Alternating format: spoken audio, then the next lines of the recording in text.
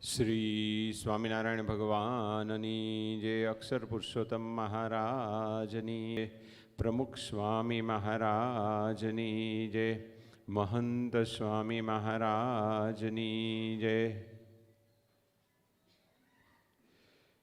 આજે અજિયા પર પાટીદાર સમાજ દ્વારા આયોજિત આ સેમિનારમાં આપ સૌનું સ્વાગત છે. સાથે સાથે આ જિયા પરની જે કમિટી એના તમામ સભ્યોનું પણ આપણે હાર્દિક સ્વાગત કરીએ છીએ. આજનો આપણો વિષય છે પારિવારિક મૂલ્ય. જીવનમાં આપણે જોઈએ છીએ અત્યારે વાસ્તવિક જીવનમાં દિવસે દિવસે પરિવારમાં વિસંવાદિતા વધતી જાય છે. એને લઈ અને પારિવારિક પ્રશ્નો એ સર્જાતા હોય છે. એનો અનુભવ આખો સમાજ એ કરે છે. Today education has improved like never before. Today medical has improved like never before. Today clothing has improved like never before. Today transportation has improved like never before. Today many departments have improved like never before, but today relationships have broken like never before. Why? What is the reason? The reason of lack of family value. જે પરિવારનું મૂલ્ય એ ઘટે છે એનું કારણ આપણને પરિવારનું મહત્તા એ સમજાતી નથી. એને લઈને આ બધા પ્રશ્નો થાય છે. આજે આપણે જોઈએ છીએ કે વિશ્વમાં મોંઘી વસ્તુ કઈ? ખનિજ સંપત્તિ, સોનું, હીરા, મોતી, માણેક, આ બધું આપણે ખનિજ સંપત્તિને મહત્વ આપીએ છીએ. એ મૂલ્યવાન છે, અમૂલ્ય છે, મોંઘું છે. એના કરતાં આગળ વધીએ આપણે તે વિશ્વમાં લેન્ડ મોંઘી, જમીન, અને એમાં અહીંયા તો બધા બિલ્ડરો બેઠા છે, એમને વધારે અનુભવ છે. અને એમાંય વિશ્વની 3 જગ્યાની જમીન છે અત્યંત મોંઘી. અને એમાં એક ભારતની મુંબઈમાં, અને મુંબઈમાં સાઉથ બોમ્બે, કાંદિવલી બોરીવલી તો બધું સબબ ગણાય. સાઉથ બોમ્બે એટલે Nepean Sea road, Pedder road, Kemps corner, એ વિસ્તારની જમીનનો ભાવ ₹1,00,000, ₹1,25,000, ₹1,50,000, આમ દરિયાની હવા આવ્યા જ કરે. એનાથી મોંઘી છે ઇંગ્લેન્ડમાં બકિંગહામ પેલેસ, એની જમીન એ મોંઘી. એના કરતાં અમેરિકાની ન્યુયોર્ક મેનહેટન વિસ્તારની જમીન મોંઘી. અને અત્યારે છે ગલ્ફમાં, દરિયામાં લોકો બંગલા બનાવે છે, એ મોંઘા. પણ એના કરતાં પણ છે અમૂલ્ય, મૂલ્યવાન, અતિ મહત્વનો, એ છે આપણો પરિવાર. જ્યારે પરિવારમાં પ્રશ્ન સર્જાય છે ત્યારે આયન જેવો માણસ હોય, લોખંડ જેવો માણસ, એ પણ છે હતાશ થઈ જાય છે, નિરાશ થઈ જાય છે, નંખાઈ જાય છે. હમણાં થોડા સમય પહેલા બનેલો આ જ મહારાષ્ટ્રનો પ્રસંગ મે મહિનામાં બનેલો. હવે એ જે પરિવારમાં કેટલી સુખ સમૃદ્ધિ હતી, પોતાનો જે વ્યવસાય કરતા, પર્સનલ ચાર્ટર્ડ પ્લેન, સાંભળજો, એ પોતાની પાસે એ ચાર્ટર્ડ પ્લેન પોતાના વ્યવસાય માટે અલગ અલગ ભારતના સ્ટેટમાં જાય તો ચાર્ટર્ડ પ્લેન પોતાનું લઈ અને જાય. એટલી બધી એની સારી એ લાઈનમાં ફાવટ હતી. અને કહે છે કે એના એ ફિલ્ડમાં 99% એ વ્યક્તિ છે એ સફળ ઓપરેશન કરતા. એ વ્યક્તિના પાસે એટલી બધી અઢળક સંપત્તિ, શેર બજારના documents, gold, diamond, platinum, plus બધા પ્લોટ, જમીન, ખેતર, પોતાની હોસ્પિટલ, આટલું બધું એની પાસે અઢળક સંપત્તિ. એ વ્યક્તિએ પોતાના જ સંકુલમાં 3 નોટથી પોતાની જીવન કારકિર્દી પૂરી કરી. શા માટે? જ્યારે જો એની પાસે પદ હતું, પ્રતિષ્ઠા હતી, પૈસા હતા, પ્રસિદ્ધિ હતી. પ્રસિદ્ધિ કેવી? સરકારે એને છે નવાજેલા, એને એવોર્ડ આપેલો, અને મોટા મોટા જાહેર પ્રોગ્રામ હોય એમાં છે એની સીટ છે ને પહેલી લાઈનમાં આરક્ષિત હોય. પહેલી લાઈનમાં બેસવાની મજા છે ને, એનું નામ લખેલું હોય, ધીસ પર્સન. એ વ્યક્તિ પાસે બધું જ હતું. ઘણીવાર કેવું આપણને લાગે છે કે આપણી પાસે પૈસા છે, સારો ધંધો છે, સમાજમાં પ્રતિષ્ઠા છે, પછી આપણે છે ને આપણા સ્ટેટસ પ્રમાણે રહીએ, બધા સાથે ઇન્વોલ્વ ન થઈએ. એને એમ થાય કે મારી ઓળખાણનો ઉપયોગ કરશે, મારી સંપત્તિનો લાભ લેશે, મારી પ્રતિષ્ઠા એનો છે એ ઉપયોગ કરશે, એટલે એ સમાજથી ધીમે ધીમે દૂર થાય. ભાઈ ભગવાને આપ્યું છે થોડું સમાજમાં વાપરો ને, છૂટા હાથે વાપરો, ભગવાને કૃપા કરી છે તો. અને તમારે તો વાપરો તો ખૂટે એમ નથી. પણ એ વ્યક્તિને એમ કે ભાઈ મારે સમાજમાં આમ જનતાની જેમ ઇન્વોલ્વ નથી થવું. પરિસ્થિતિ શું થાય કે જ્યારે વ્યક્તિ પરિવારના પ્રશ્ન આવે ત્યારે પછી કોઈ એની સાથે એવા સંબંધો ન હોય. અમારા ગુણાત્યાન સ્વામી કહે છે કે 2 વ્યક્તિ સાથે આપણે હેત રાખવું, જેથી હૃદયની વાત કહી શકીએ. જીવનમાં સુખ દુઃખ આવે, પ્લસ માઇનસ આવે, શુદ્ધ બદ આવે, એ વખતે આપણું હૈયું છે એની પાસે ખોલીએ તો આપણે સાચું માર્ગદર્શન એ આપણને આપે.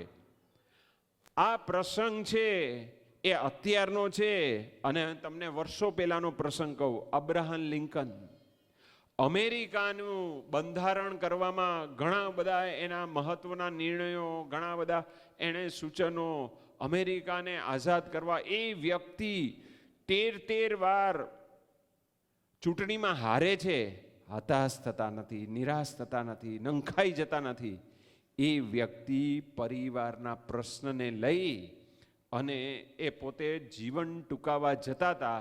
પરંતુ એને એક મિત્ર હતા, એને છે પોતે વાત કરે છે કે મારા જીવનમાં આ પ્રસંગ અત્યારે બન્યો, હું ડિસ્ટર્બ થઈ ગયો. એટલે મિત્રએ એને સાચી સલાહ આપી કે એક કામ કર, તું અઠવાડિયું 15 દિવસ ક્યાંક ફરી આવ, કોઈ તારા જે મોજ શોખ જે હોય નિયમમાં, ઘણાને ફૂટબોલ ફાવે, ત્યાં બાસ્કેટબોલ ફાવે, થોડું રમ, ભૂલી જાય, વાતાવરણમાંથી નીકળી જાય. પછી કીધું કે ભાઈ તમે તમારા જે ધર્મપત્નીનો પ્રશ્ન છે, એનો જે સ્વભાવ છે એને તમે સ્વીકારી લ્યો તો તમે જીવન જીવી શકશો, નહીતર છે ગડબડ થશે. અને એ પિરિયડ હોય, અમુક સમય જાય ને પછી પાછું આપણે સ્વસ્થ થઈ જઈએ. તો એ પોતે એ ટૈકા. એનું કારણ આ પરિવારમાં જ્યારે પ્રશ્ન આવે ત્યારે આપણે એવા સંબંધો રાખવા જોઈએ જેને આપણે હૃદય ખોલીને વાત કરી શકીએ. પરિવારના પ્રશ્નો કેવા છે? હવે હું તમને અહીંયાથી ભાઈઓને પ્રશ્ન પૂછીશ, તમારે જવાબ દેવાનો છે કે તમારા ઘરે કોઈ ગેસ્ટ આવે, તમારા જ સમાજના અગ્રગણી આવે, અને એ વખતે યુવા વર્ગ હોય, તમારા ઘરમાં સંતાનો હોય અને બેચલર હોય, અને મહેમાન આવે એટલે સ્વાભાવિક છે આપણી ભારતીય પદ્ધતિ પ્રમાણે અતિથિ દેવો ભવ, એનું આપણે સ્વાગત કરવાનું હોય. એને આપણે નાસ્તો પાણી, શરબત, ચા પાણી વગેરે આપણા ઘરની જે પ્રમાણેની વ્યવસ્થા પ્રમાણે તો એ આવે છે. અને એ વખતે એ તમારા જે યુવાન સંતાન છે એનો નીચેથી મિત્રનો મોબાઈલ આવ્યો છે કે ભાઈ હું તારી નીચે રાહ જોઉં છું, તું આવી જા. હવે એનો કાર્યક્રમ છે. યુવાનોને છે ને જ્યારે બેચલર હોય ને ત્યારે એના માટે મિત્રો છે ને એ ભગવાન છે.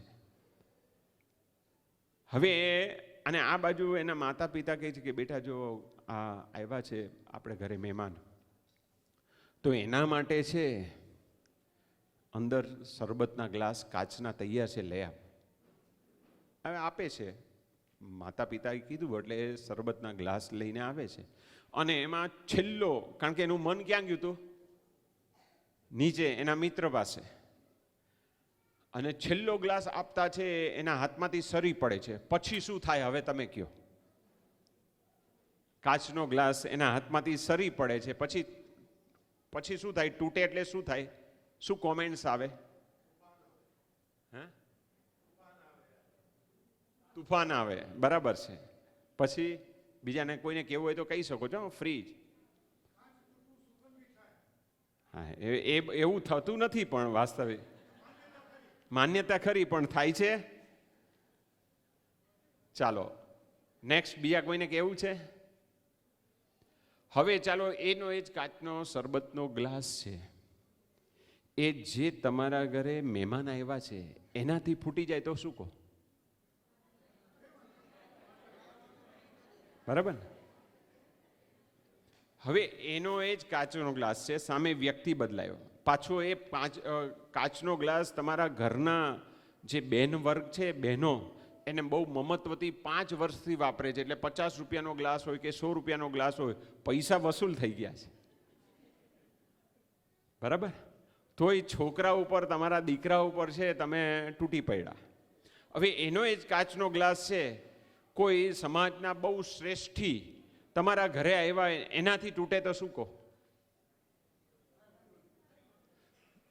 કાચનો ગ્લાસ એકનો એક છે, સામે પાત્ર બદલાય છે, તમારો અભિગમ બદલાય છે, તમારો એની સાથેનો વ્યવહાર બદલાય છે, તમારી વાણી બદલાય છે, તમારી બોડી લેંગ્વેજ બદલાય છે, તમારો ભાવ બદલાય છે. હવે હું પ્રશ્ન પૂછું કે આ લોકનું નામ મૃત્યુલોક છે. આ શરીર છે, ગમે ત્યારે ગમે તેને કંઈક થાય, બીમાર પડે, નાની મોટી તકલીફ થાય, આપણે પ્રાર્થના કરીએ કે કોઈને રોગ ન થાય, પણ હવે રોગ તો થવાનો છે. હવે તમે તમારા ઘરમાં રાત્રે સૂતા હો વ્યવસ્થિત, અને રાત્રે 11-12 વાગે કંઈક શારીરિક પેટમાં દુખે, માથું દુખે, વધારે તકલીફ થઈ જાય, પસીનો થઈ જાય, બીપી અપડાઉન થઈ જાય, તો પહેલાં તમને મદદમાં કોણ આવશે? ઓલા મહેમાનના દીકરા કે પ્રતિષ્ઠિત શ્રેષ્ઠીના દીકરા કે તમારો દીકરો? તો સૌથી રૂજુ સંબંધ ક્યાં હોવો જોઈએ? દીકરા સાથે. તો જો હવે આપણા જીવનમાં એવા પ્રશ્નો બને, એ વખતે છે આપણે આવું છે જાણપણું રાખીએ તો આપણે સ્વસ્થ રહી શકીએ. એક પરિવારમાં કેવો પ્રશ્ન બન્યો કે એમના છે દીકરાના લગ્ન હતા, અને લગ્ન થઈ ગયા, પુત્ર વધુ ઘરે આવે છે. હવે એના સાસુને એટલો બધો ભાવ, લાગણી કે મારે આ પુત્ર વધુને મારી પોતાની બચતમાંથી છે એ દાણો આપવો છે, નાકનો ચૂક આપવી છે, એટલે મોંઘામાં મોંઘો હીરો એ લીધો અને બનાવડ્યો બધું, અને એ એમના પુત્ર વધુને છે એ ચૂકનો દાણો આપે છે.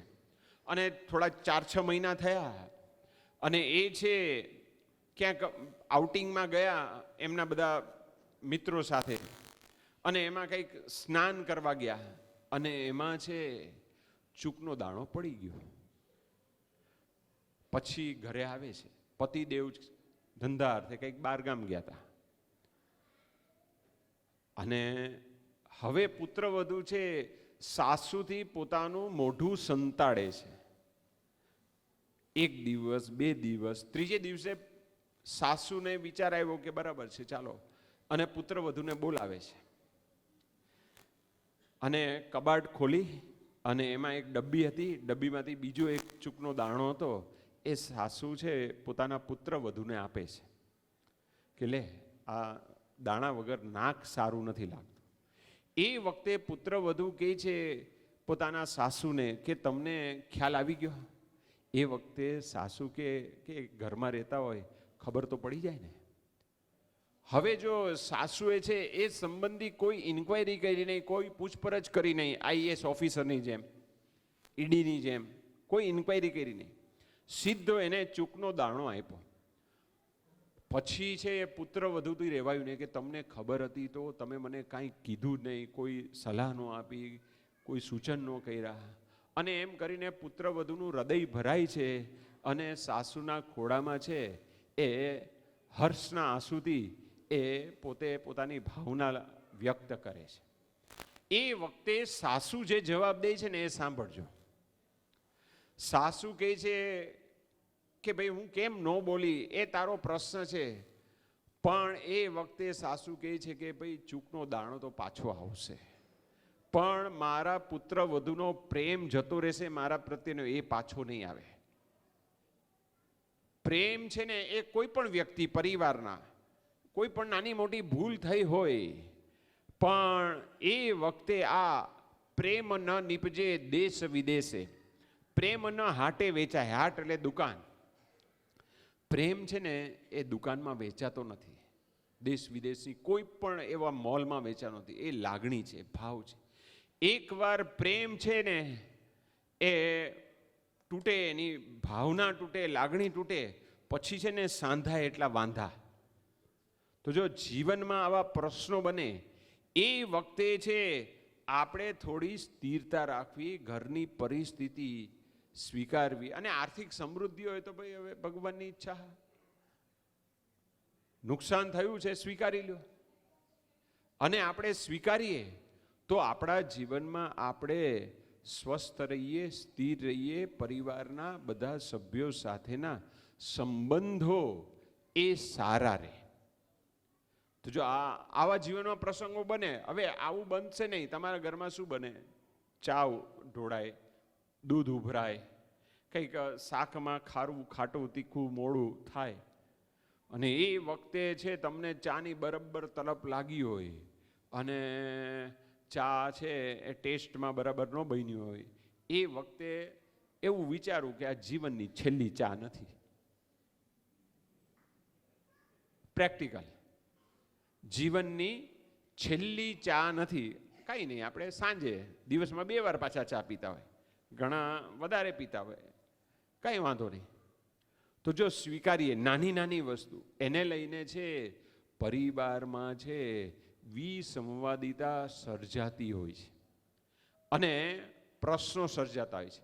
એક પરિવારમાં કેવો પ્રશ્ન થયો, નવા દંપતી લગ્ન કર્યા એટલે પછી બધાને કેવું હોય, હવે પુરુષ વર્ગને એમ હોય કે ભાઈ હું આર્થિક થોડી સ્થિતિ આપણી સારી થાય એટલે મહેનત કરે, એટલે થોડો ટાઈમ ધંધામાં વધારે જાય. જ્યારે બહેનોને એમ હોય કે ભાઈ મને સમય આપે, એમની પણ ઈચ્છા ને ભાવ સારો છે, પણ હવે અમુક સમયે થોડુંક પ્લસ માઇનસ થાય. હવે એમાં પછી ઘરે આવે એટલે પુરુષ વર્ગ છે એ યોગ્ય અયોગ્ય જગ્યાએ આમ મોજા કાઢે, મોબાઈલ આમ મૂકે, પછી પોતાના કપડાં જે ચેન્જ કરે એ આમ જેમ તેમ મૂકે. એટલે પત્ની છે એ કહે છે કે ભાઈ તમે તમારું કામ બરાબર કરતા નથી, યોગ્ય જગ્યાએ મૂકતા નથી, આમ છે તેમ છે, ઘણું બધું બોલે.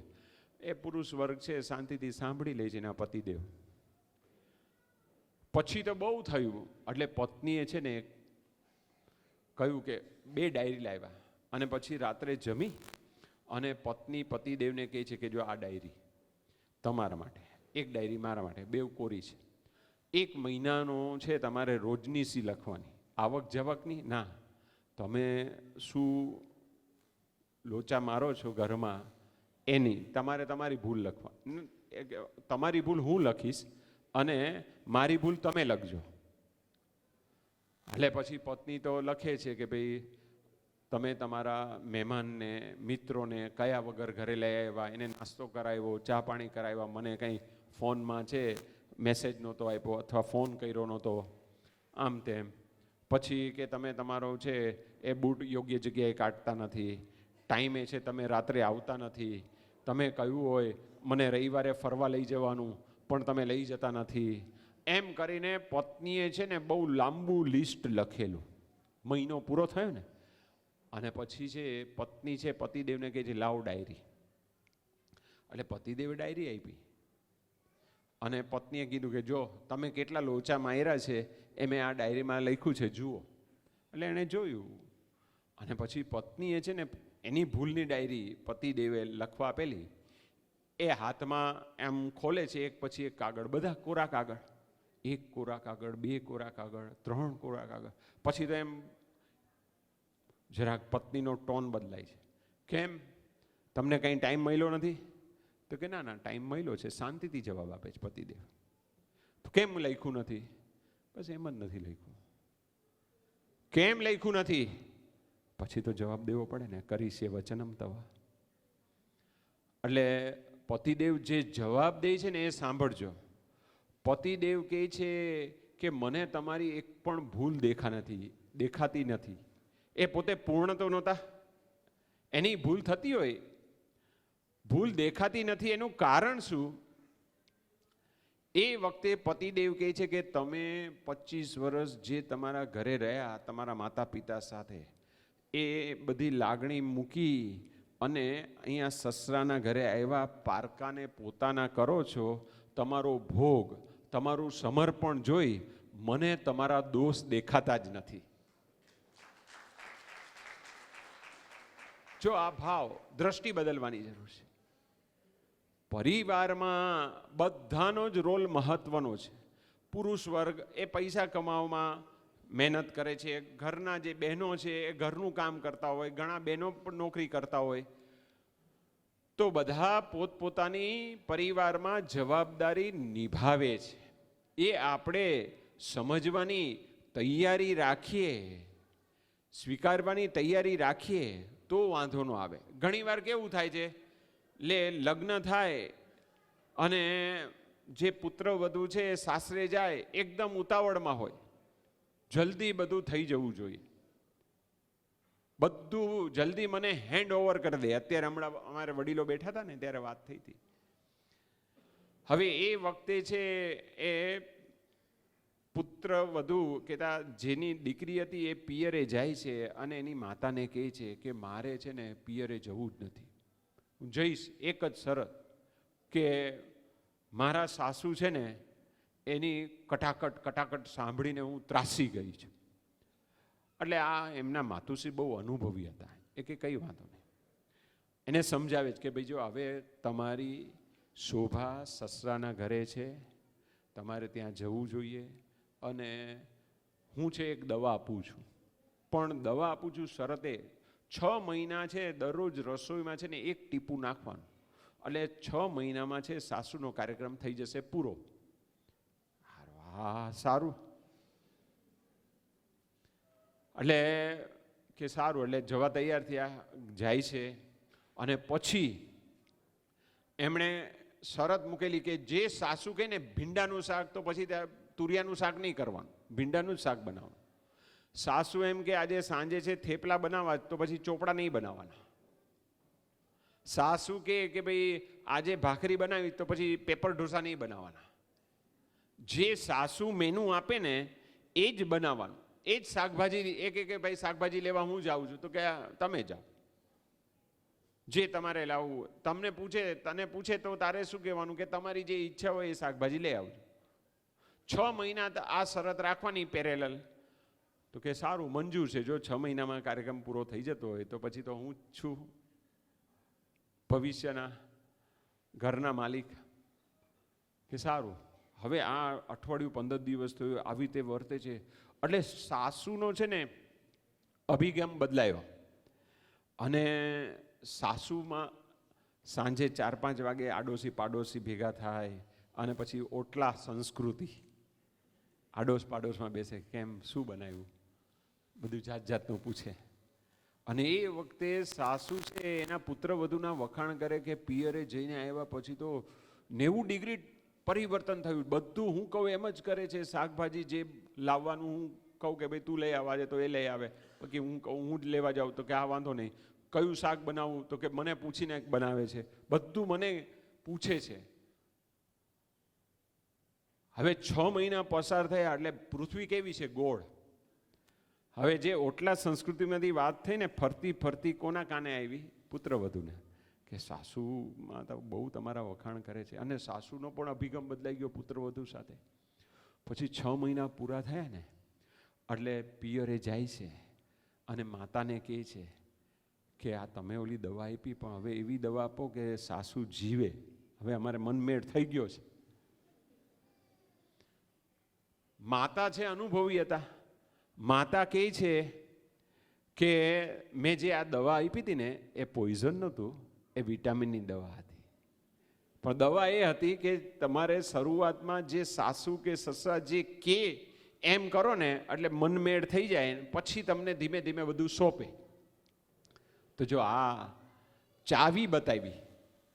હવે બીજું, અહીંયા આપણે બધા જ બહુ સારા નોકરી ધંધા બિઝનેસ કરીએ છીએ, ખાસ કરીને બધા યુવા વર્ગ બેઠા છે, એને પ્રશ્ન પૂછવાનો છે મારે કે તમે બધા છે એ નોકરી ધંધો કરો છો, તમે વારસો કોને આપશો? યુવા વર્ગ અમારે જોતો નથી, પહેલાં કહી દો. તમારી પ્રોપર્ટી, તમારું બેંક બેલેન્સ, તમારા ઓર્નામેન્ટ્સ, તમારા શેર બજારના ડોક્યુમેન્ટ્સ, એ કોને આપશો?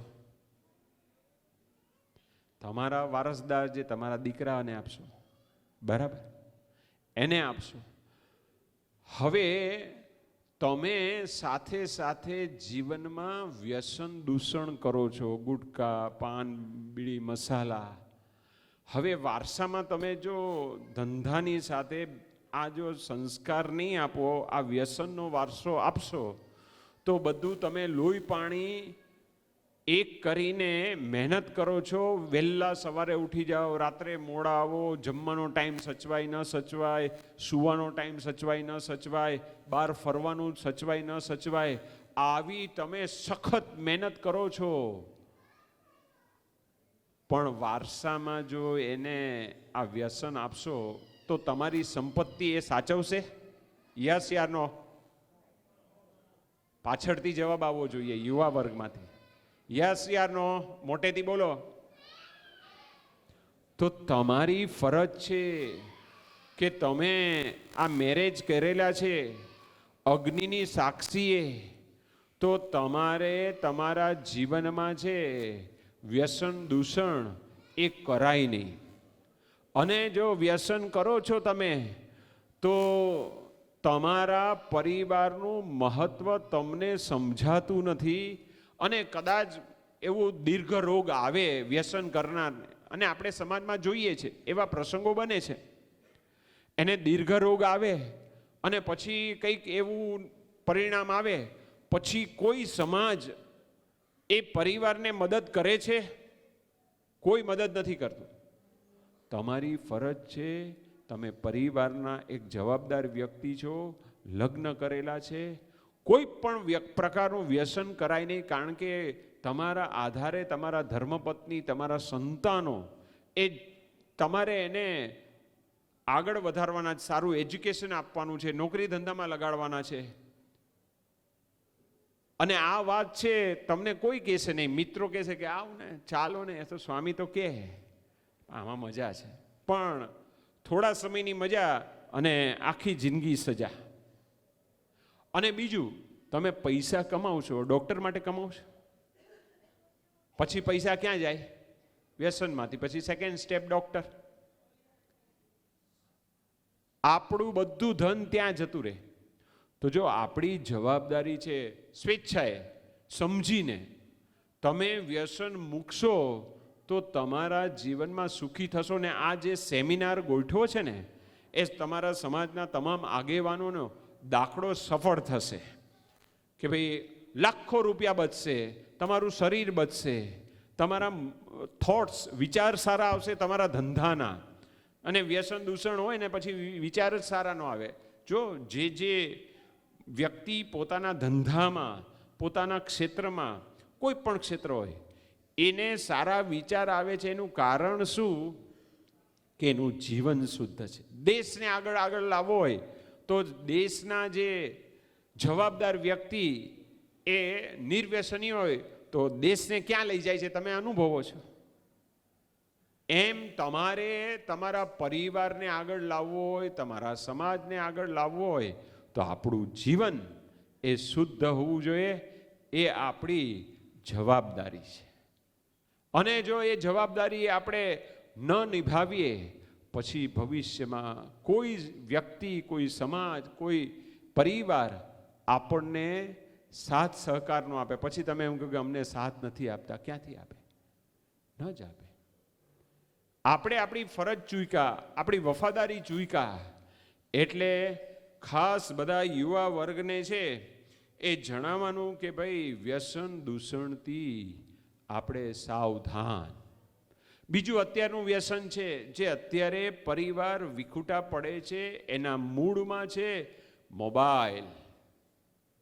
ન જોવાનું તમે જુઓ, અયોગ્ય લિંક ખોલો એટલે પછી તમારું મન થાય વિકૃત, પછી વિચારો આવે, પછી ગડબડ થાય. હવે એક પરિવારમાં કેવો પ્રશ્ન બન્યો, પરિવાર રાત્રે છે એ સૂતા હતા અને શિયાળાનો સમય હતો. શિયાળામાં સ્વાભાવિક છે કે રાત્રે વોશરૂમ જવું પડે. 2 વાગે અચાનક પતિદેવની આંખ ખુલે છે અને જોવે છે તો પત્ની ઓનલાઈન, કંઈ બોલતા નથી, બોલાય નહીં. વોશરૂમ જઈને આવે છે પણ સૂવાનો પ્રયત્ન કરે છે, ઊંઘ જ નથી આવતી. સવાર પડી, પછી સ્નાનાદિક કર્મ કરવા ગયા પત્ની, અને પછી પત્ની સારા કે એને પાસવર્ડ ખબર હતું પતિદેવને, જોયું તો બધું ફેસબુકમાં બધું અયોગ્ય વ્યક્તિ સાથે ચેટિંગ ચાલતું હતું. આપણે જ્યારે મર્યાદાનો ભંગ કરીએ છીએ ત્યારે પરિવારમાં પ્રશ્ન આવે છે. એટલે બધાની જ જવાબદારી છે, પરિવારના તમામ સભ્યો, પુરુષ વર્ગ અને બહેનો, કે ભાઈ આપણે મર્યાદા બહારનું આપણે વ્યવહાર કરીએ તો ગડબડ થાય. પછી છેક છૂટાછેડા સુધી વાત નોબત વાગે છે. એના મૂળમાં છે મોબાઈલ. પહેલાંના સંબંધો હોય કદાચ સ્કૂલમાં, કોલેજમાં, તે હવે પછી ભૂલી જવાના, છોડી દેવાના. હવે આપણે આપણી જવાબદારી આપણા પરિવારની છે. એની સાથે પાછા આવા ટાઈમે આપણે કરીએ એનો અર્થ શું થાય? ગડબડ, અસામાજિક સંબંધ. પછી એ જ પરિવારમાં છે છૂટાછેડાની નોબત વાગી. એના મૂળમાં મોબાઈલ. તો જો આપણા જીવનમાં જે આ પ્રશ્ન બને છે તો આ મોબાઈલથી સાવધાન રહેવાનું. એમાં યુવા વર્ગે તો ખાસ ધ્યાન રાખવાનું. હમણાં વર્ષ પહેલાં મારા પર એક યુવાનનો ફોન આવ્યો. એટલે એ કે સ્વામી હું હોસ્પિટલમાં છું. મેં કીધું શું થયું? તો કે સ્વામી એકલા છો ને? મેં કીધું બોલો ને, એકલા જ છો. સ્પીકર પર નથી ને? મેં કીધું ના, સ્પીકર પર નથી, કોઈ છે નહીં, હું એકલો જ છું. એ કે સ્વામી હોસ્પિટલમાં છું, હું ઓનલાઈન જુગાર રમવામાં 70 લાખ રૂપિયા હારી ગયો છે. સાવધાન. કોઈ યુવાનોને બેચલર હોય, ભણતા હોય, કોલેજમાં હોય, સ્કૂલમાં હોય, એને બેંક એકાઉન્ટ આપતા નહીં. આ તો પોતે સારું કમાતો હતો પણ એને લોભ લાગ્યો કે ભાઈ રાતોરાત કરોડપતિ થઈ જાવ. રાતોરાત કરોડપતિ નહીં જ થવાય, ધ્યાન રાખજો. અને આ જુગારવાળા કઈ આપણી સેવા નથી કરતા, એ કમાવા માટે કર્યું છે. કોઈ દિવસ જુગારમાં કોઈ જીતો નથી. જો મહાભારતનો જે મહાભારત થયું એના મૂળમાં દુર્યોધનની જુગાર વૃત્તિ. એને ચેલેન્જ કોઈ આપે એટલે એ ચેલેન્જ સ્વીકારે, પણ ભાઈ પરિવારના જોખમે ચેલેન્જ ન સ્વીકારે. તે આ ભાઈ 70 લાખ રૂપિયા હાયરા, ડૉક્ટર છે, ગ્લુકોઝના બાટલા ચલાવે, બ્લડ ટેસ્ટ કરે, યુરિન ટેસ્ટ કરે, કોઈ રોગ પકડાય નહીં. રોગ મનનો હતો, રોગ ટેન્શનનો હતો. કારણ કે પછી મને કીધું કે મેં છે 30 લાખ રૂપિયા છે એ વ્યાજે લીધા છે, ઊંચા વ્યાજે લીધા છે. મેં એને કીધું પહેલાં એ કામ કરવાનું કે સુસાઇડ નહીં કરતો. ઘણા જીવનમાં ભૂલ થાય. Done is done, can not undone if you go to London. કંઈ વાંધો નહીં, ભૂલ થઈ છે. બીજું સ્ટેપ શું લેવાનું કે જેની પાસે વ્યાજે લીધા છે ને એને તમે હાથ ઊંચા કરી દો કે ભાઈ મારે અત્યારે વ્યાજ ભરાશે નહીં, તમારી મુદ્દલ રકમ મારે આપી દેવી છે, પણ સમય મર્યાદા 6 મહિના થાય, 12 મહિના થાય. એમાં મૂંઝાવાનું નહીં. ઘણાને જીવનમાં ધંધામાં ભૂલ થાય તો સ્ટેટ બદલી નાખે છે, ઘણા કન્ટ્રી બદલી નાખે. મારા વાલા ટેસ્ટથી જીવે છે ને તો આપણે શું કામ ઝૂકતું પગલું ભરવું? મૂંઝાવાનું નહીં ભૂલ થાય તો. અને 6-8 મહિના પછી મને ફોન આવ્યો કે સ્વામી બધું જે લીધા હતા 30 લાખ રૂપિયા એ બધા ચૂકતે થઈ ગયા, વ્યાજ બંધ કરી દીધું, અને અત્યારે હવે મેં નિયમ લીધો કે કોઈ દિવસ જુગાર રમવું નહીં. એક બહુ જ શ્રેષ્ઠી સંપત્તિવાન પરિવાર, એનો એકનો એક દીકરો, હવે કિશોર અવસ્થા, અને એને બેંકનો પાસવર્ડ ખબર, જુગાર રહીમાં, અને એમાં 5,000 રૂપિયા ડિલીટ થઈ ગયા. ખબર પડી છે આ કિશોરને. અને સવારે છે ને એમના પિતાશ્રી ધંધામાં જતા હતા, એટલે કીધું કે શું થયું બેટા? તો કે મોબાઈલમાં હું આ છે 5,000 રૂપિયા ડિલીટ થયા છે એકાઉન્ટમાંથી, આમ ગોળ ગોળ જવાબ આપે છે. અને એના પિતાશ્રી ધંધામાં જવા માટે ઉતાવળમાં હતા, કારણ કે મિટિંગ હતી મોટા વ્યક્તિઓ સાથે, અને બધું ડીલ કરવાનું હતું ધંધાનું. કે કંઈ વાંધો નહીં, હું સાંજે આવું છું, સાંજે મળીશ. એ વખતે દીકરાને એમ થયું કે પપ્પા છે સાંજે આવશે તો હું જવાબ શું દઈશ? કરોડપતિનો દીકરો એકનો એક, એણે પંખા પર લટકીને પોતાનું જીવન પૂરું કર્યું. કારણ જુગાર. જો તમારે ઘરમાં બેસીને તમારા પરિવાર સાથે આવી ચર્ચા કરવાની કે ભાઈ તમારે જીવનમાં કદાચ ભૂલ થઈ જાય તો અજુગતું પગલું નહીં ભરવાનું, પહેલું સાવધાની એ રાખવાની કે આપણે એ પ્રકારની પ્રવૃત્તિ ન થાય, અને કદાચ જીવનમાં ભૂલ થાય તો ગભરાવાની જરૂર નથી. કરોડપતિનો છોકરો 5,000 માટે એ નાનો કિશોર અવસ્થા, બુદ્ધિ નાદાન, એમાં આ પગલું ભર્યું. સાવધાન. બીજો પ્રશ્ન શું થાય છે? સુરતનો એક પરિવાર. હવે એ પરિવારમાં પ્રશ્ન શું થયો કે એમના દીકરી છે એ પોતે કોલેજમાં ભણતા હતા. હવે કોલેજમાં ભણતા હતા એટલે એમની સાથેના બધા જે મિત્રો હોય એ રોજ અલગ અલગ ડ્રેસ પહેરીને આવે. એ બધાની આર્થિક પરિસ્થિતિ જુદી હોય, પહેરે છે, પણ ભાઈ આપણે આપણી આર્થિક પરિસ્થિતિ વિચારવી ને. પણ હવે દેખાદેખીનો જમાનો, લોકોને મોબાઈલ પાછો એપલ જ લેવો, એમ સફરજન પાછળ દેખાય ને એટલું જ. અને તમે છે મોલમાંથી છે એ ખરીદી કરીને આવ્યા હોય અને તમારી સોસાયટીમાં, અને તમારી પાસે કેરી બેગ હોય અને લટક પટક કરતા તમે ચાલતા હો, અને 4 જણ પૂછે સોસાયટીમાં, ઓહ શું લીધું? હા ના, મોબાઈલ લીધો પાછો. એ અંતરમાં તો ઈચ્છા હોય કે પૂછે, અને જવાબ દીધો, અને આપણી ફી પૂરી, બસ લોકો નોંધ લે. તે હવે આ બેનને, એમની દીકરીને ઈચ્છા કે ભાઈ મારે ડ્રેસ લેવા છે, એટલે પિતાને એને કીધું. પિતાએ હા પાડી, પણ પિતાશ્રીએ કીધું કે જો સુરતમાં અત્યારે છે ને હીરામાં મંદી છે, અને સાથે આપણે દલાલીનું કરીએ છીએ, જમીન લે વેચ, ફ્લેટ પ્લોટ, એમાં પણ છે હમણાં કોઈ સોદા થયા નથી, એટલે હમણાં થોડોક ખમી જા. આપણે પછી પિતાશ્રી કહે છે દીકરીને કે છેલ્લા આપણે 2 મહિનાથી માંડ ભાડું ભરીએ છીએ, આવતા મહિને ભાડું ઘરનું ભાડે રહીએ છીએ, શું ભરવું એ પ્રશ્ન છે. એટલે આવતા મહિને કંઈક સોદો થઈ જાય પછી તને ડ્રેસ અપાવી દઈશ.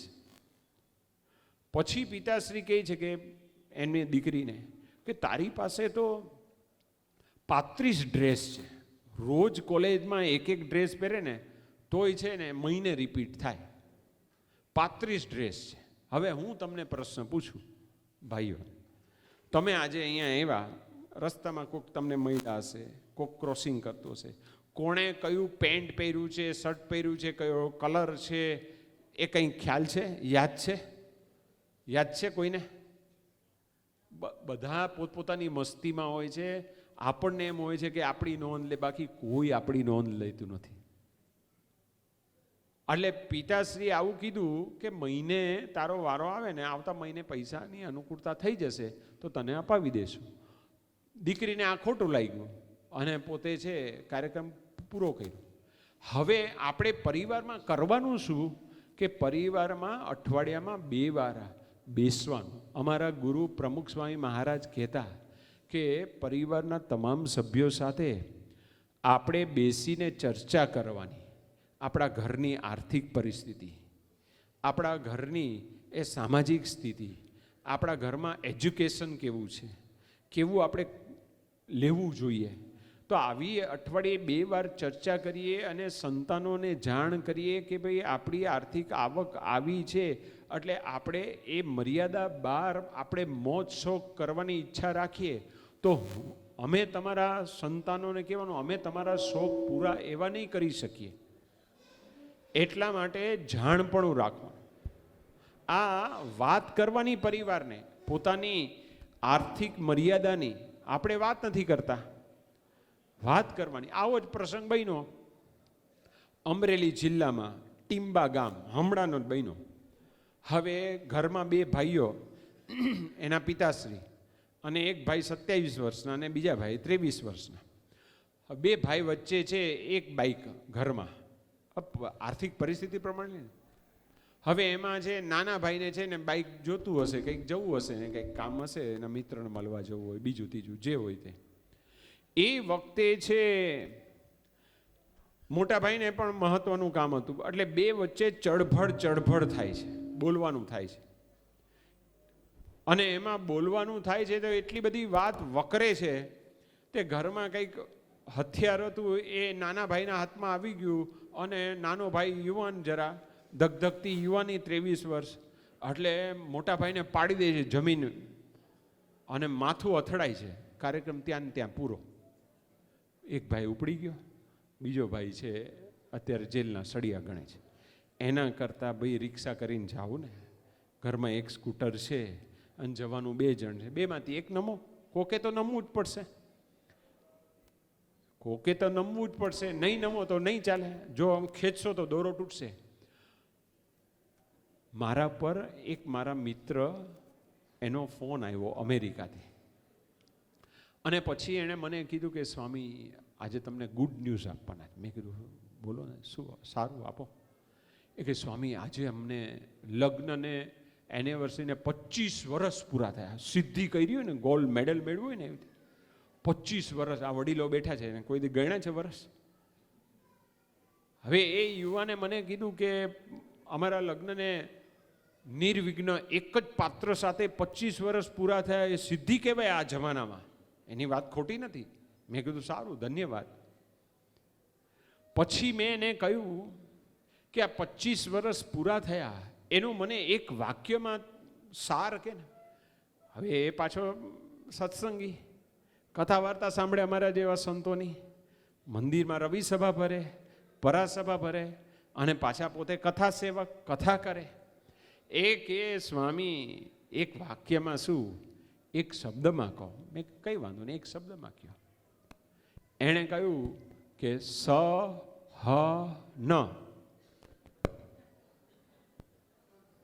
સહન. પછી મેં કીધું કે મેં બીજો પૂછ્યો કે ભાઈ સહન એટલે તું જ કર? તું કે ના ના, ક્યારેક મારવું છે ટોન હાઈ હોય તો એ નમી દે, ક્યારેક એનો ટોન હાઈ હોય તો મારે નમી જવાનું. એ કે ખબર પડી ગઈ છે અમને બેઉને. એટલે અમે છે આવી રીતે સમજીને રહીએ છીએ. ક્યારેક હું નમી દઉં, ક્યારેક સામેવાળા નમી દે, તો છૂટકો નથી. એક સસરાનો જમાઈનો સાથે ફોન પર વાત થઈ, અને જમાઈને પૂછે છે કે શું કરો છો? કે બસ જો અમે તમારી દીકરીનું સહન કરીએ છીએ. હવે સસરા જે જવાબ દે છે ને એ સાંભળજો. સસરા કહે છે કે અમે આટલા વર્ષો સુધી નિર્વિઘ્ન પાર પડ્યા ને, એનો આ સાર એ છે કે સહન કરજો. મેં આખી જિંદગી સહન કર્યું છે. એટલે એકબીજાનું સહન કરવાનું છે, તો જ આપણી નૈયા છે પાર પડે. અને વાસ્તવિકતા સ્વીકારો.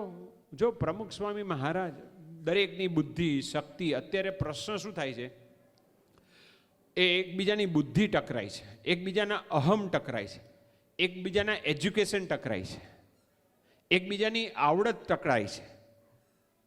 જે ક્લેશ થાય છે એનું કારણ આ છે. જ્યારે પ્રમુખ સ્વામી મહારાજ કહે છે કે આપણે વ્યક્તિની મર્યાદા, એની ક્ષમતા સ્વીકારવાની. પ્રમુખ સ્વામી મહારાજ છે અમેરિકામાં બિરાજમાન હતા, ન્યુયોર્ક મંદિરમાં. એ વખતે આપણો સત્સંગ શરૂઆતના વર્ષોમાં હતો, 74-77ની વાત. અને ન્યુયોર્કમાં આપણું છે મંદિર, નાનું મંદિર, એમાં પ્રમુખ સ્વામી મહારાજનો જે ઉતારો હોલ એ પણ નાનો, આનાથી 6ઠ્ઠા ભાગનો પણ નહીં હોય, એનાથી નાનો.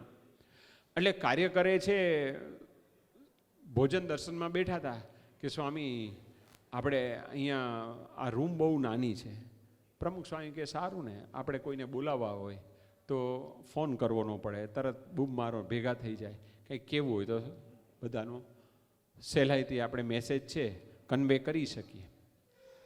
હવે પ્રમુખ સ્વામી મહારાજનું વિચરણ ફરતા ફરતા છે, સ્વામી અમેરિકા, વિંધી અને કેનેડા, ટોરોન્ટોમાં જાય, ત્યાં આપણો સત્સંગ, ત્યાં આપણું મંદિર નહીં, હરિમંદિર નહીં. અમેરિકામાં ન્યુયોર્કમાં મંદિર હતું, હરિમંદિર, પણ એ વખતે ટોરોન્ટોમાં આપણું મંદિર નહીં. એટલે તમારી જેવા હરિભક્તોએ પ્રમુખ સ્વામી મહારાજ પધારવાના હતા, એટલે એક હોલ છે આવો મોટો, એ ભાડે રાખેલો, અને એમાં ત્યાંના કાર્યકર્તાઓએ કીધું કે સ્વામી આ હોલ બહુ મોટો છે અને બધા સમાઈ જાય. સ્વામી કે સારું ને, આખો સત્સંગ મંડળ અહીંયા આવી જાય, બધાને પૂજા દર્શન થાય, કથાનો લાભ મળે, ભોજન દર્શનનો લાભ મળે, અને આખો સત્સંગ સમાજ છે એને સંતોષ થાય.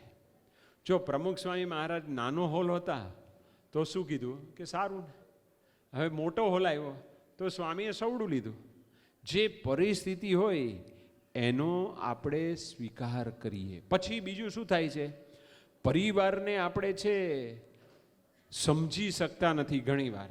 એક રાજા, હવે એ રાજા છે એનો કાયદો એવો હતો કે કોઈ પણ વ્યક્તિ ગુનામાં આવે ને એને જાહેરમાં, નરેન્દ્ર મોદી સ્ટેડિયમ બનાવ્યું છે ને અમદાવાદમાં, એવું મોટું સ્ટેડિયમ બનાવેલું, ગ્રાઉન્ડ, ઓપન ગ્રાઉન્ડ, અને ગુનેગાર હોય ને એની સજા શું, 10-15 જંગલી કૂતરા રાખેલા, એને ત્યાં મેદાનમાં જવાનું, અને જંગલી કૂતરા છોડે પછી શું કરે કૂતરા, એ ગુનેગારને જે ફાડી ખાય, અને એ આખું ગામ જોવા આવે. હવે આવું તો જોવામાં બધાને મજા આવે ને, તમાશો જોવા.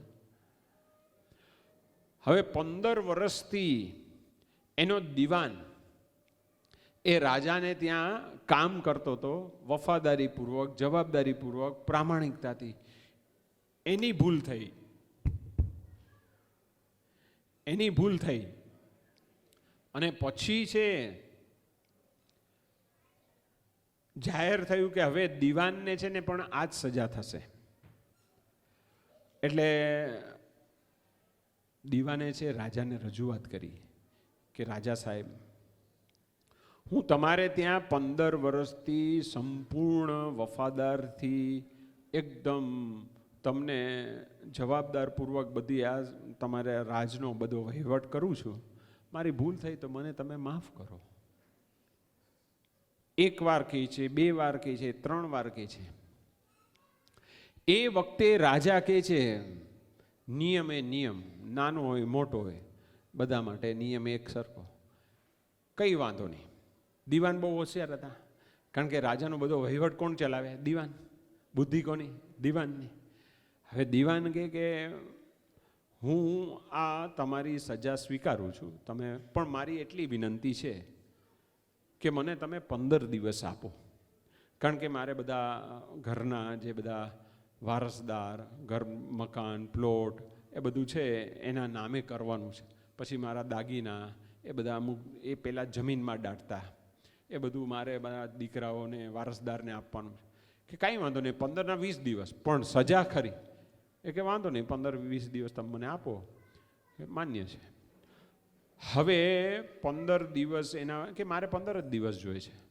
15 દિવસ પૂરા થયા અને પછી ગામમાં જાહેરાત થઈ કે અત્યાર સુધી ઘણા બધા ગુનેગાર ગામમાં થયા હતા, હવે દિવાનનો વારો આવ્યો. એટલે આખું ગામ ઉમટ્યું કે હો ચાલો, અને બધા આમ છે ને સિસોટી વગાડે ને, તમાશો જોવે ને, મજા આવશે ને, હમણાં દિવાન આવે છે. અને બિફોર બધા આવી ગયા, એ ગ્રાઉન્ડમાં દિવાનની એન્ટ્રી થાય ટાઈમ પહેલાં આખું ગ્રાઉન્ડ ભરચક, રાજા આવે છે, પછી દિવાન આવે છે, અને પછી જાહેરાત થાય છે કે હવે આ ગુનો છે એ દીવાન સ્વીકારે છે ને હવે ગ્રાઉન્ડ પર જશે. અને દીવાન છે ને આમ પોતે રેડ કાર્પેટ એનું સન્માન થતું હોય ને એવી રીતે આમ છાતી કાઢીને ચાલે છે, ધમ ધમ ધમ ધમ આનંદમાં, મોઢું હસે છે, આજુબાજુ બધા પાસે આઈ કોન્ટેક્ટ રાખે છે. અને બધાને આશ્ચર્ય થાય છે કે હારું આ સજા માટે અત્યાર સુધી જે ગયા છે એ રોતા રોતા ગયા છે, હતાશ થઈ ગયા છે. છેલ્લે છેલ્લે એના પરિવારને છે એ ભેટીએ છે અને કહે છે કે હવે ભગવાનની ઈચ્છા, અને ઘણી બધી એ લોકો છે દુઃખની લાગણી વ્યક્ત કરતા હોય. અને મારો ઓલા દીવાન તો છાતી કાઢીને જાય છે, રેડ કાર્પેટ સન્માન, કંઈ ખબર ન પડે. અને પછી કૂતરા છોડ્યા, મધ્યમાં પહોંચ્યા ને પછી કૂતરા છોડ્યા. અને કૂતરા છોડ્યા ને આ દીવાનને જોઈ અને બધા કૂતરા છે ને આ દીવાનને છે એનું પગ ચાટે છે, કોઈક એના બે પગે ઊભા રહીને એને ભેટવાનો પ્રયત્ન કરે છે. બધાના મનમાં જે હતું એનું આખું વિરુદ્ધ પરિણામ. બધાના મુખ આમ આશ્ચર્ય, આ શું જોઈએ છે? આ જંગલી કૂતરા અત્યાર સુધી જે પૂર્વે હતા એ બધાને એમણે ફાડી કાઢા છે, આ દીવાનને કાંઈ નહીં. પછી તો કૂતરાએ કાંઈ કર્યું નહીં. પછી રાજાથી રહેવાયું નહીં કે ભાઈ આ રહસ્ય કયો, અમને રહસ્ય શું? આપણને વિચાર આવે છે ને રહસ્ય શું? એ વખતે દીવાન કહે છે, રાજા સાહેબ, મેં તમારી પાસે 15 દિવસ જે માંગેલા ને એ પ્રોપર્ટીની વારસાઈ માટે નહીં. હું 15 દિવસમાં 3 વાર 4 વાર આ ગ્રાઉન્ડમાં આવતો અને જે તમારા જંગલી કૂતરા અહીંયા રાખેલા છે એને હું બિસ્કિટ, ટોસ એ બધું છે ને રોજ દિવસમાં 3 વાર 4 વાર ખવડાવતો. આવી વાત છે એ દીવાન રાજાને કરે છે. એ વખતે છે એ રાજાને છે આશ્ચર્ય થાય છે કે આ મારું વાલું જબર કહેવાય. પછી દીવાન પછી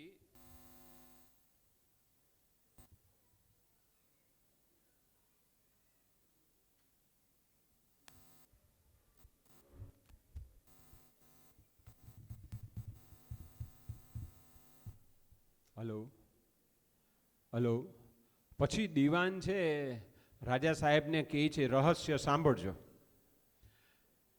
રાજા સાહેબ, 15 વર્ષ સુધી હું તમારી વફાદારીપૂર્વક નોકરી કરી અને ઓવર ટાઈમ કર્યો, એના તમે મને એક્સ્ટ્રા પૈસા આપ્યા નહીં. તમે જ્યારે જે કામ કીધું એ મેં મારા પરિવારની ચિંતા કર્યા વગર કર્યું.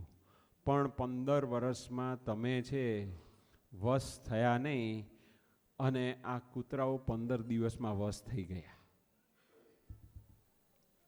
તો જો પરિવારની ભૂલ થાય તો માફી આપવાની, અને થવાની છે ભૂલ. આપણે આપણા જીવનમાં 2 વ્યક્તિની ભૂલ નહીં થાય, એક જૈનમાં નથી ને એક વયા ગયા છે. બાકી બધાની ઓછા વત્તા અંશે ભૂલ થવાની. અને પાછું ભૂલ સ્વીકારે પછી ધ્યાન રાખવાનું ફરી ભૂલ ન થાય. નહીતર કેવું છે કે ભૂલ કર્યા કરે પછી ગડબડ થાય. એટલે બંને પક્ષે વ્યક્તિ જે ભૂલ કરે છે એકવાર સ્વીકારી પછી એ ભૂલ પાછી રિપીટ ન થાય, પરિવારને વફાદાર રહે અને જે પરિવારના જે વડીલો હોય, જે જવાબદાર વ્યક્તિ હોય એ પોતાના સંતાનને માફ કરે. પરિવારમાં બીજું શું બને છે કે આપણને આપણા સંતાનો પાસે છે બહુ જ મોટી અપેક્ષા હોય કે સારું ભણે. એ અપેક્ષા હોય પણ આપણે ધ્યાન નથી રાખતા. એની પરીક્ષાના ટાઈમે આપણે ટીવી જોઈએ, T20, વન ડે કે સિરિયલ કે બધું મોબાઈલમાં બધી વાતોચીતો કરતા હોય, એ આપણે બ્રેક મારવાની. બીજું કે એક પરિવારમાં કેવો પ્રશ્ન બન્યો કે દીકરાએ બોર્ડની એક્ઝામ આપી હતી અને બોર્ડની એક્ઝામ આપી અને પછી એનું પરિણામ આવ્યું અને પરિણામ છે એ પહેલાં છે ને ઓફલાઈન લેવા જવાનું થાય અને પેરેન્ટ્સ જતા, માતા પિતા જતા. એટલે એના પિતા છે ને રિઝલ્ટ લેવા જાય છે એટલે દીકરા પૂછે છે પિતાને કે ભાઈ રિઝલ્ટ આવી ગયું? તો આવી ગયું. શું? કે હું તને સાંજે જણાવીશ, આપે જમણવાર રાખ્યો છે, તારું રિઝલ્ટ એટલું સારું આવ્યું છે, જમણવાર રાખીશું અને પછી તને હું રિઝલ્ટ જણાવીશ. કે સારું. અને સાંજના ટાઈમે છે એ આ લોકો જમવા ભેગા થાય છે પરિવાર સાથે. પછી દીકરાથી રહેવાનું કે પિતાશ્રીને કહે છે કે પરિણામ કહો. એ વખતે એના પિતા જવાબ દે છે ને બહુ સારો દે છે કે બેટા આ વખતે તું છે ને 2 વિષયમાં ફેલ થયો છે, પણ કંઈ ચિંતા કરવાની જરૂર નથી. આ જીવનની છેલ્લી પરીક્ષા નથી અને આ પરીક્ષા બહુ સહેલી છે. સહેલી કેવી રીતે? સરકારે જે કોર્સ ડિઝાઇન કર્યો છે ને એમાંથી જ પૂછાય છે. અને જીવનની પરીક્ષામાં ગમે ત્યાંથી બોલ આવે, જીવનમાં ગમે ત્યાંથી પ્રશ્ન આવે. અને આ એજ્યુકેશનમાં જે તમારો કોર્સ ડિસાઈડ કરેલો છે સરકારે, એમાંથી તમને પૂછાય છે આવતા વર્ષે તારી મમ્મી અને હું તને મદદ કરશું અને તું મહેનત કરજે.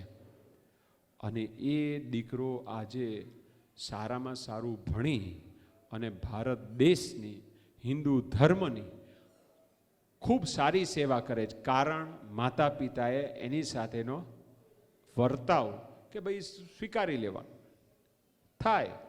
પ્રમુખ સ્વામી મહારાજ 1985માં ગુણાત્યાન દ્વિશતાબ્દી મહોત્સવ ઉજવાતો હતો, શરૂ થયો. અને ખબર નહીં શરૂઆતના દિવસોમાં જે મુખ્ય પ્રવેશ દ્વાર હતો ને એ કોઈક પૂર્વગ્રહથી, ઈર્ષાભાવથી કે જે કારણ હોય એ આગ લાગી એમાં અને એ વાંસનો બનેલો. સમાચાર મળ્યા પ્રમુખ સ્વામી મહારાજ. પ્રમુખ સ્વામી મહારાજ કે કંઈ વાંધો નહીં. પ્રમુખ સ્વામી મહારાજે જે ડેકોરેશન વિભાગના સંતો, સલામતીના સંતો, સલામતીના સ્વયંસેવકો, કોઈને પ્રમુખ સ્વામી મહારાજે ખખડાવ્યા નહીં. કંઈ વાંધો નહીં. બીજે દિવસે શાંતિથી પોતાનો રૂટીન ક્રમ, હવે અડધો ગેટ તો બળી ગયો છે, પતી ગયું. બીજે દિવસે સવારે પૂજા કરે છે, પૂજા પછી વ્યક્તિગત મળે છે, મળી અને પછી પ્રમુખ સ્વામી મહારાજ મુખ્ય પ્રવેશ દ્વાર પર વિઝિટ લે છે. અને ત્યાં જે જવાબદાર બધા વ્યવસ્થાપક સંતો એ બધા ભેગા થાય છે. શું કરવું ત્યાં ઓપન ડિસ્કસ થાય છે. એમાં બધાના સૂચનો પેલા સ્વામી કહે છે બોલો શું કરવું છે આપણે હવે. એટલે બધા મોટાભાગનું સૂચન આવ્યું કે સ્વામી હજી તો શરૂઆત જ થઈ છે, 59 દિવસ આ સમય ચાલવાનો છે, હજી 1 વીક પણ પૂરું નથી થયું, તો આપણે હવે આ ગેટ છે ને અડધો બચ્યો છે એ પણ ધ્વંસ કરી નાખીએ. સ્વામી કે ના, આપણે ગેટ ધ્વંસ નથી કરવો. આપણે અહીંયા ઘણા બધા સ્વયંસેવકો છે જે મિસ્ત્રી કામ, સુથારી કામ જાણે છે, આ જોઈને છે ને બીજો ગેટ બનાવે. સ્વામીએ કીધું એટલે પછી સંતો આજ્ઞા પાડે કે ઓકે. અને પછી જાહેરાત થઈ અને દરેક વિભાગમાં જે આ વિશેષ આવડતવાળા હતા સ્વયંસેવકો એને ભેગા કર્યા. ડેકોરેશનમાં આ બધું તંત્ર ચાલુ થયું અને 3-4 દિવસમાં છે આ ગેટ ઊભો થઈ ગયો. કારણ કે ગેટ બનાવેલો બંગાળી કારીગરો કલકત્તાના, એ તો જતા રહ્યા હતા. અને આ સંતો અને સ્વયંસેવકોએ આ ગેટ જેવો હતો ને એવો ઊભો કર્યો. ત્યારથી ડેકોરેશન ટીમ, ડેકોરેશન વિભાગ, સ્થાનિક મંદિરના સંતો અને સ્વયંસેવકોથી આ બધા સમય ઉત્સવ થતા આપણે જોઈએ છે. તો જો અમુક જીવનમાં ઘટના બને એને સ્વીકારી લેવાની. એમ આ દીકરો નપાસ થયો તો કંઈ વાંધો નહીં, પણ એને પોઝિટિવ કીધું તો એ સારામાં સારું ભણી અને પોતે આગળ વધ્યો. તો આપણા જીવનમાં પ્રશ્ન બને એ વખતે આપણે આવી સ્વીકારવાની તૈયારી રાખવી. બીજું પ્રશ્ન શું થાય છે, ઘરમાં રસોઈ આઘી પાછી થાય ને એમાં ગડબડ થાય છે, બોલવાનું થાય છે. પછી એ વખતે જમવામાં છે ને બધાને એમ હોય કે મારા જેવો સ્વાદિયો કોઈ નથી, પણ બ્રહ્માંડમાં બધા જ સ્વાદ્યા છે, બધાને ટેસ્ટફુલ જ ખાવા જોઈએ. પણ ક્યારેક એનો એ જ તાપ હોય, એનો એ જ પાણી હોય, એનો એ જ શાક હોય, એના એ જ મસાલા હોય, પણ ક્યારેક વ્યક્તિનો મૂડ સારો હોય, સપ્રમાણ તાપ હોય તો રસોઈ સારી બને. ક્યારેક ગડબડવાળી બને, અને તમારે જે ઘરમાં એ રસોઈ બગડી હોય, તીખું કે ખારું કે મોડું બન્યું હોય, એ વખતે તમે બોલો, પછી બીજે દિવસે રસોઈ બગડે કે સુધરે? પછી થાળી કેમ પડે? ધમ કરતી પડે. ફ્રીજનો દરવાજો કેવો, કંઈક માંગો તો દબાંગ, હા હા લઈ લ્યો, તમારા હાથ સાજા છે, થાય છે ને રિએક્શન. એના કરતાં મૌન રહેવું, ચૂપચાપ જમી લેવું. હવે તમને પ્રમુખ સ્વામી મહારાજનો પ્રસંગો. પ્રમુખ સ્વામી મહારાજ BAPS સંસ્થાના 65 વર્ષ સુધી પ્રમુખ રહ્યા, વહીવટી વડા. 45 વર્ષ સુધી ગુરુપદ પર રહ્યા, અને ગુરુપદ પર આવ્યા, અને એ પહેલાં પણ એમને સાથે જે સંતો મૂકેલા, એમાં રસોઈની જવાબદારી, બનાવવાની, સ્વામીને જમાડવાની, એ બધી વ્યવસ્થા રાખેલી. એના માટે એક સંત ફાળવેલા, અને પછી ગુરુપદ પર આવ્યા, પછી સંત ફાળવ્યા, પછી એના હાથ નીચે બીજા સંતો હોય, બીજા સ્વયંસેવકો હોય. અને તેમ છતાંય અમદાવાદમાં પ્રમુખ સ્વામી મહારાજ બિરાજમાન હતા, અને એક હરિભક્ત એણે જે નવી ઘરઘંટી લીધેલી, એને ભાવ કે સ્વામીને પહેલી ઘરઘંટીનો લોટ છે ને દળી અને એની રોટલી આ જ બનાવી અને સ્વામીને ઠાકોરજીના થાળમાં ધરાવીને જમાડે. હવે એનો ભાવ હતો, એટલે સેવક સંત એ લોટની રોટલી બનાવે છે, ઠાકોરજીને ધરાવે છે, સ્વામીને જમાડે છે, સ્વામી જમે છે. સ્વામી કંઈ બોલતા નથી. સ્વામી રૂટિન પ્રમાણે પછી ના પાડી કે બીજી રોટલી નથી જતી, પણ ના, સેવક રોજ જમતા હોય ને કે 2 રોટલી જમે છે કે 3 રોટલી જમે છે, એટલી જમાડે આગ્રહ કરીને. સ્વામી એમ હાથ આમ કે તો એ પરાણે જમાડે. સ્વામી જમી ગયા. પછી જમ્યા પછી સેવક સંતો જમવા બેઠા, એ જ લોટની રોટલી બનેલી, એ જમવા બેઠા ને જેવી મોઢામાં રોટલીનો ટુકડો નાખ્યો ને, અને કર્કશ બોલે. એટલે પહેલી ઘંટીનો લોટ છે ને એ તમારે કાઢી અને કચરામાં જવા દેવો પડે, કારણ કે એમાં છે ને એ ડસ્ટ આવે અને કર્કશ બોલે. તો એ રોટલી આ ડસ્ટવાળી, એમાં બધી રચકણ આવતી હતી, કાકરી આવતી હતી, એ સ્વામી ચૂપચાપ જમી ગયા. જો આ પ્રમુખ સ્વામી મહારાજ હવે પોતે ગુરુ છે અને પ્રમુખ છે, બોલી શકે એમ છે, તો પણ કાંઈ નહીં, મૌન. સ્વામીએ શું કીધું? ખાશે એને ખબર પડશે. તો આ પ્રમુખ સ્વામી મહારાજનો અભિગમ, અને એને લઈને બધા સંતો દોડી દોડીને સેવા કરે. તમારી જેવા જે સ્વયંસેવકો હોય એની પણ ભૂલ થાય તો સ્વામી છે એને સ્વીકારે, એની ભૂલને માફ કરે, અને એનાથી આગળ ભૂલી જાય. આ બહુ અઘરું છે. ભૂલ સ્વીકારવી, માફ કરવી અને ભૂલી જવું. હૃદયમાં કંઈ ડંખ ન રાખો. પરિવારના સભ્યોની કંઈક નાની મોટી ભૂલ થઈ હોય તો એને ભૂલી જવી, એ મહત્તા છે. તો આ પ્રમુખ સ્વામી મહારાજનો છે અભિગમ. આ સેમિનારમાંથી બીજું કાંઈ યાદ ન રહે તો એટલું યાદ રાખવાનું, અમારા ગુરુ મહંત સ્વામી મહારાજ કહે છે એ નહીં સમજે મારે સમજવાનું છે. આગળ કહે છે એ નહીં મૂકે મારે મૂકવાનું છે. આગળ કહે છે એ અનુકૂળ નહીં થાય મારે અનુકૂળ થવાનું છે. મારે નમવાનું છે, એ નહીં નમે.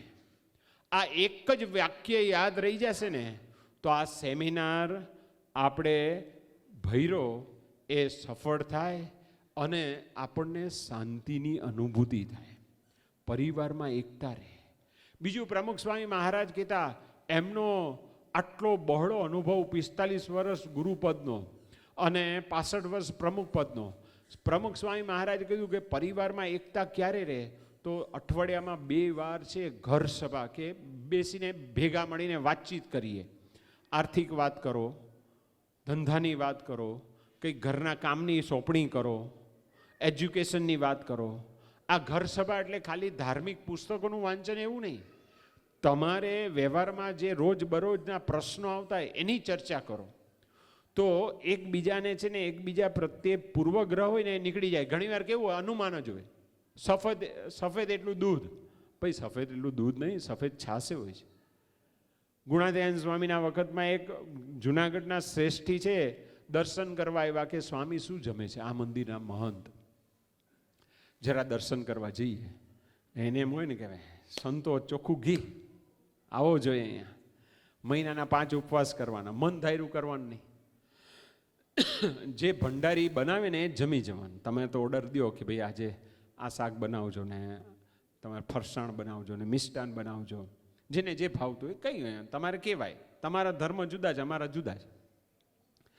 એ શ્રેષ્ઠીને એમ કે આ ગુણાત્યાન સ્વામી 300 સંતોના મહંત છે અને બધા હરિભક્તો એને ભગવાનની જેમ પૂજે છે, આ શું જમે છે એ જોવા આવ્યા. અને એ વખતે કાંઈ અત્યારની જેમ ઇલેક્ટ્રિસિટી નહીં, ફાનસના અજવાળે રાતનો ટાઈમ, એ આપણી મર્યાદા પ્રમાણે દૂરથી ઊભા રહીને એ હરિભક્ત બેસીને દર્શન કરે છે અને સેવક સંત બધું પીરસતા હતા. હવે સફેદ નાખ્યું એટલે એને એમ થયું કે આરો કઢેલું દૂધ હશે, અને એની અનુમાન ખોટું નહોતું. જુનાગઢમાં ગીર ગાયો હતી અને ઠાકોરજીને પછી સંતો હરિભક્તો એ બધા આવે, સમય આવશો તો દહીં દૂધ છાશ ઘી એની જરૂર પડે, એ બધું એ વાપરવા એના માટે ગૌશાળા હતી અને એ ગીર ગાયની જુનાગઢમાં. અને પછી તો ધીમે રહીને છે ને લિક્વિડ નાખ્યો, પાવડર નાખ્યો. એટલે એને એમ થયું કે દૂધમાં કોઈ પાવડર ન નાખે, પણ કે આ તો કંઈ વાંધો નહીં, જાણીએ ને. પછી જમવાનું પૂરું થયું અને સેવક સંતને પૂછે છે કે સ્વામી જમે છે શું? એ વખતે સેવક સંતે કીધું કે આ ગુણાત્યાન સ્વામી વર્ષોથી બાજરાનો રોટલો અને છાશ જમે છે. એ કે હે કે હા. એના કાન લાંબા થયા અને સ્થિર થઈ ગયો, વાણી મૌન થઈ ગઈ. વિચારમાં ને વિચારમાં ઘરે ગયા તો ચૂપચાપ જમી લે છે. પત્નીને આશ્ચર્ય, આજે કોઈ કોમેન્ટ્સ ન આવી, કોઈ સજેશન ન આવ્યા, કોઈ કટાક્ષ ન આવ્યો. આશ્ચર્ય. 1 દિવસ 2 દિવસ 3 દિવસ પછી રવિવાર આવ્યો ને એટલે પતિ પત્ની છે ને જુનાગઢમાં ફરવા નીકળ્યા હતા, આંટો મારવા નીકળ્યા ને. અને પછી મૂળમાં હતા પતિદેવ.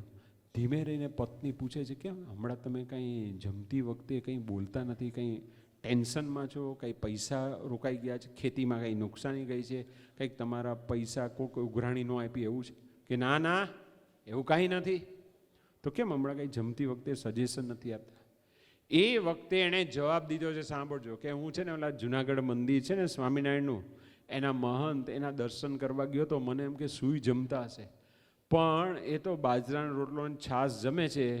ત્યારથી મેં નક્કી કર્યું કે જમતી વખતે કાંઈ બોલવું નહીં. પત્ની કે એડ્રેસ આપો ને, મારે રોજ દિવસમાં 3 ટાઈમ અને 365 દિવસ ફાગણ સુદ પૂનમ થતી હતી. ફાગણ સુદ પૂનમ એટલે સમજાયું? હોળી. રોજ બોલવાનું થતું હતું. હવે મારે શાંતિ થઈ, મંદિરે ગયા, તમારી જેવા હરિભક્તને કીધું કંઠી આ ગુણાત્યાન સ્વામી પાસે પ્રસાદીની કરીને લઈ આવો. પછી બહેનો પોતાની રીતે કંઠી પહેરી લે, કંઠી પહેરી લીધી, એ રેગ્યુલર સત્સંગી થઈ ગયા. તો જો આવું છે. આપણે આપણા જીવનમાં રોજ બરોજ બનતા પ્રસંગોનો સ્વીકાર કરીએ તો જીવનમાં શાંતિ રહે, તો જીવનમાં આનંદ રહે. પરિવાર એટલે શું? આપણે ગાડી સાથે સરખાવીએ. પરિવાર એટલે જેમ ગેસ, પેટ્રોલ, ડીઝલ એ પોતે હોમાઈ જાય છે, એમ પરિવારના દરેક સભ્યો પરિવારના વિકાસ માટે હોમાઈ જાય છે. વડીલો છે એણે પોતાનું આખું પરિવારના ઉત્કર્ષ માટે ખપી ગયા છે. કચ્છીમાં કહે ને ખપી ગયા છે. પછી બીજું, ગાડીને ટાયર હોય, પરિવાર માટે છે ઘરના તમામ સભ્યો ઘસાય છે. ટાયર ઘસાઈને આપણને આગળ લઈ જાય છે, એમ ઘરના સભ્યો છે એ ઘસાઈને આપણને આગળ લઈ જાય છે. પછી ત્રીજું કે આ ચોમાસાનો સમય હોય તો વાઇપર હોય, તો વાઇપર છે ને એ ઘસાય અને આપણું દ્રશ્ય ચોખ્ખું કરે.